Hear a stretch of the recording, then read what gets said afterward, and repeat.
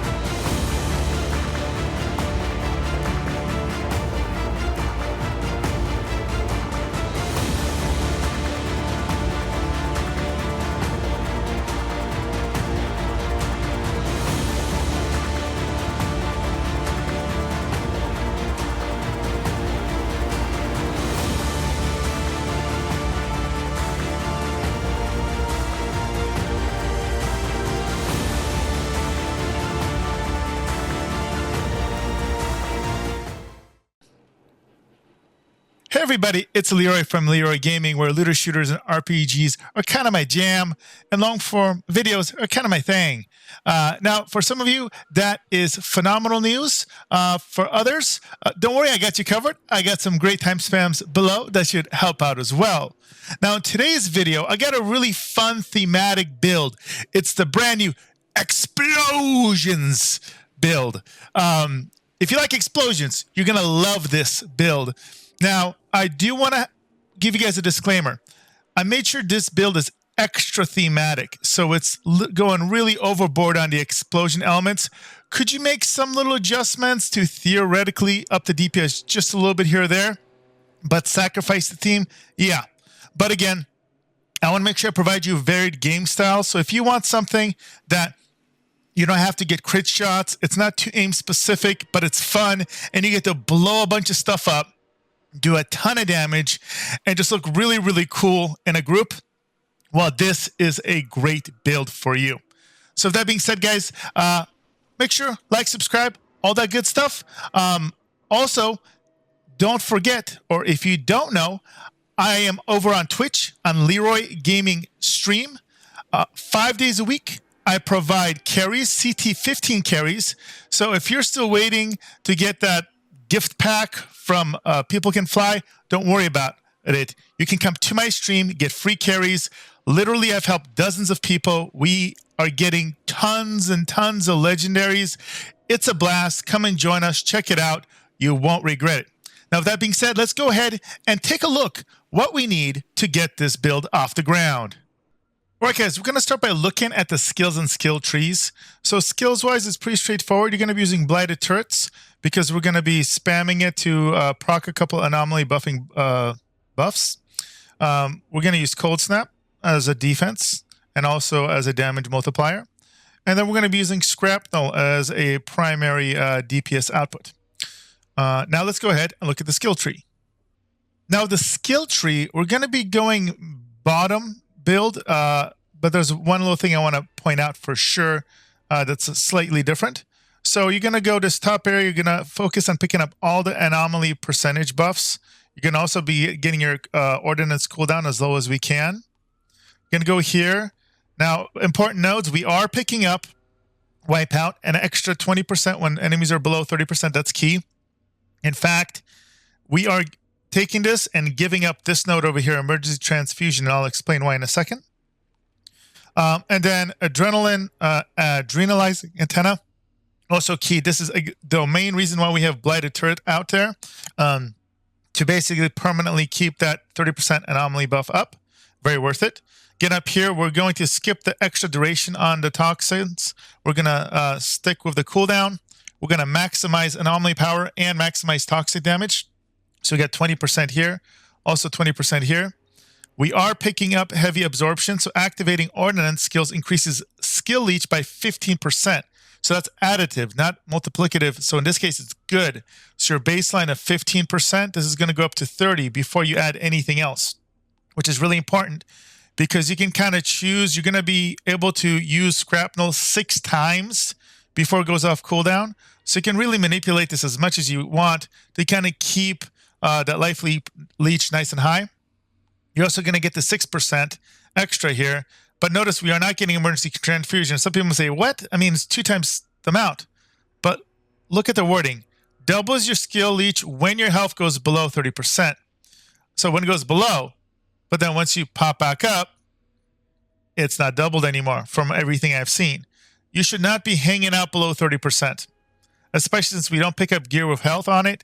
30%, I mean, this might be situationally okay, but I'd rather pick a defense ability and just have as much natural healing as possible. And then very normal here, we're getting armored unit. Again, activating ordnance is going to get your armor nice and high.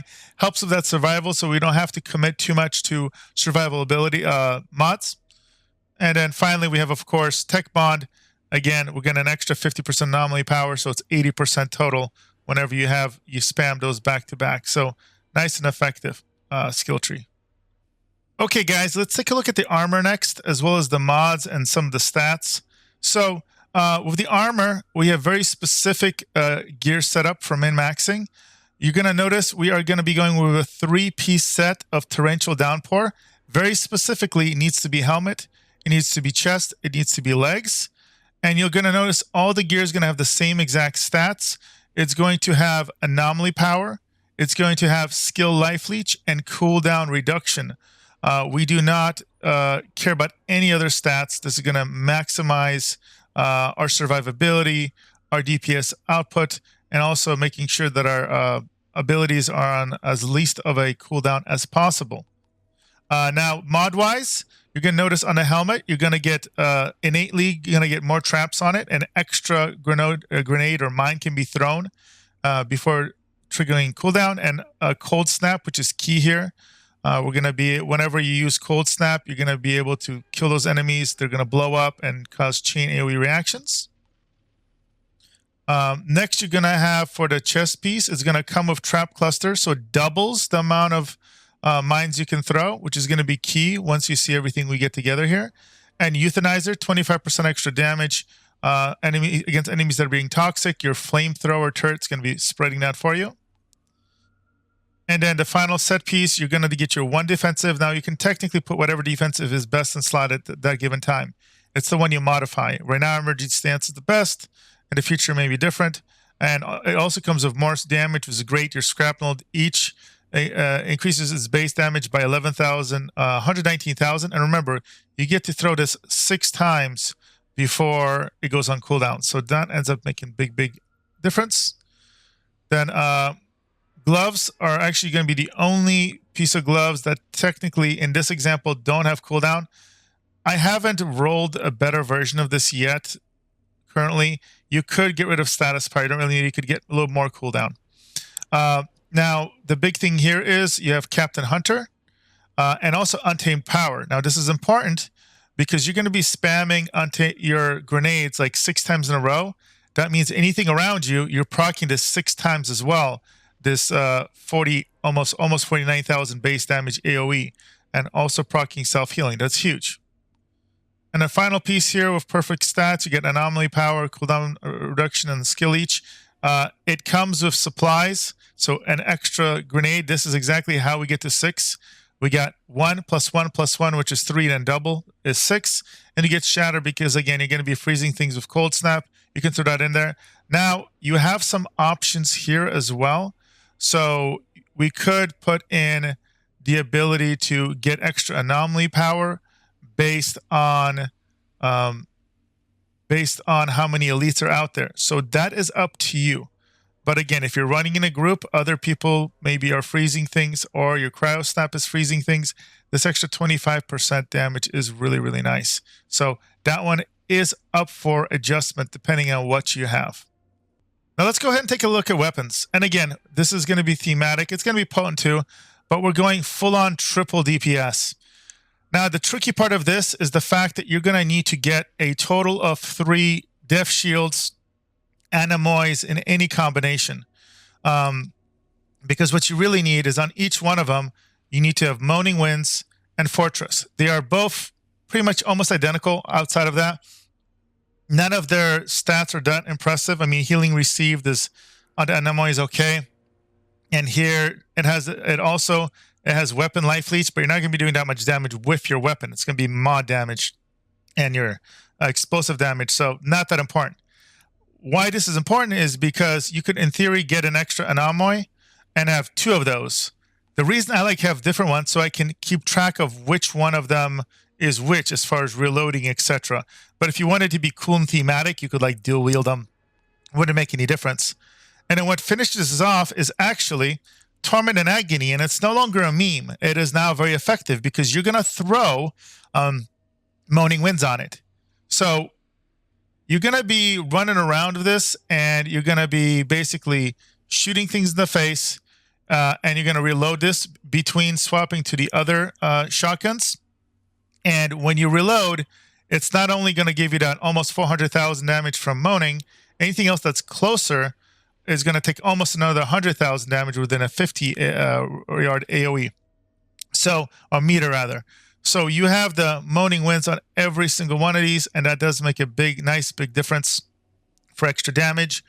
Alternatively, if you wanted to maintain Fortress up instead, because I actually end up running around quite a bit with these out and then swapping over, you could very easily replace the Moaning Winds with the Fortress, giving you more damage for your grenades, or your mines rather, but you're sacrificing obviously that Moaning damage. So those are your only variables when it comes to gear.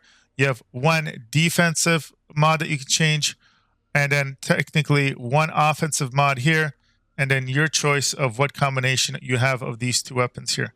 Can be any combination you wish. All right, guys, now let's talk about the rotation of how you're going to play this. So we're going to be using Bailey, our favorite mannequin model here, for shooting her in the face. But now we're going to also use explosions to annihilate her. So how does this work? So at the beginning of the run, you're going to swap over to your first shotgun.